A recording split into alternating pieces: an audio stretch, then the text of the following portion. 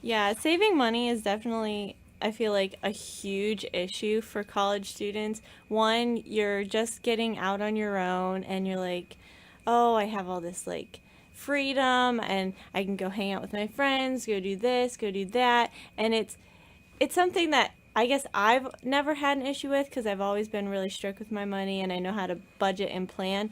But some people don't. That's not something they grew up with or something they necessarily needed to think about.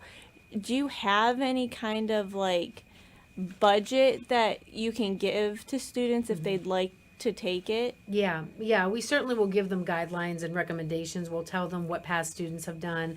I think I do recommend to students, they'll spend a lot of time considering the budgetary in terms of getting abroad, but sometimes they don't plan ahead for the budgeting of while they're abroad, so it'll sort of be like, oh, well, go out on all these trips or I'll do all these meals and, and if you can make that work, that's great. But I always encourage students to really plan and, be careful with your money you're spending because sometimes they won't think about the conversion of the euro to the dollar, so it might be you've got X amount of dollars, but you're not thinking in euros, that's actually whatever, or in pounds. And so I think it's wonderful that students take a really cautious thought about the prior budgeting, but I always encourage them to do that while abroad too. And we certainly do provide that, advisement for them. And also when they're abroad, they go through orientations so that they can plan, and they give them tips and tricks and things like that on saving money, like cooking in your apartment versus going out every night.